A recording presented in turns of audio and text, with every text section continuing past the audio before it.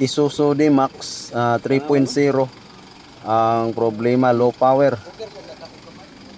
So dito tayo, pasok tayo sa loob. Titingnan natin. So in-scan na natin to.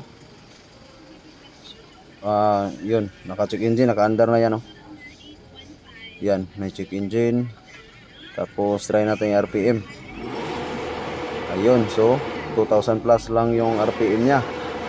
Yan, oh, kahit anong birit-birit natin, yan, oh. Nakita pa natin yung ano, feel natin, oh. Yun.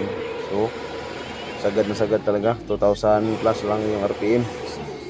So tingnan natin dito kung yun ano yung trouble code nya. To, mass airflow circuit, saka intake runner throttle. So una, nilinis natin yung mass airflow, baka sakaling makuha pa sa linis-linis. Yan, so nilinis natin yan. So gamit tayo ng throttle cleaner dito. Yan, oh, pinasirit-sirit natin yung mass airflow. So baka sakaling maano pa to, madala pa sa linis-linis ba. So yan. So pagka ganitong mga magtutrouble tayo, ayan, tsaga-tsaga lang talaga tayo. So ano, medyo kunting pasensya lang talaga pag nagtutrouble. Yan, oh, pinakita pa talaga yung electronic cleaner. Yan, tinitayhop na. So balik, yun lang. So para subukan natin to, baka makuha pa sa linis. Yan. So tsaga-tsaga lang.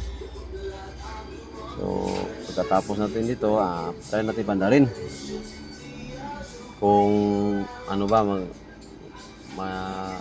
okay na ba. So ganun pa rin. So kaya proceed tayo. So baybayin natin tong mga wiring. So check muna natin dito yung fuse. So basic lang. Check natin yung mga fuse kung may putol ba. Tingnan natin dito kung may mga putol ba. So tsaka proceed tayo sa wiring. Kasi hindi nakuha sa linis-linis.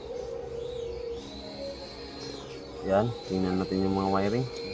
Waskag-waskagin natin. So parang ano to, handset. So bahala na yan. So nakatawa pa ng unggoy. So balik natin to.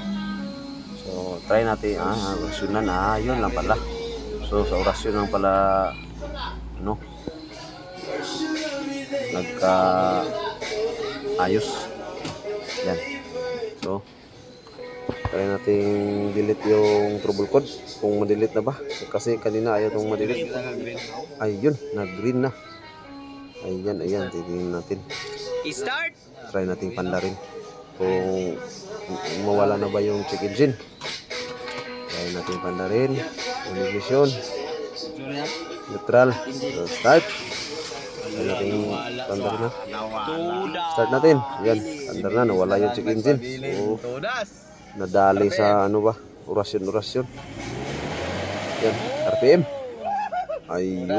Ayun, umabot na ng red line. Isa pa. Ayun, gas na talaga. So ganun lang. Yan, naskag natin. Ito lang naging problema. Yan. So ito yung intake runner nya. Dito yan nakakabit, oh. Yan. Ito yan sa ilalim ng mga starter. So sa mga intake, ito yung nagko-control sa intake. So ito yung binalitan natin. So naging okay na siya.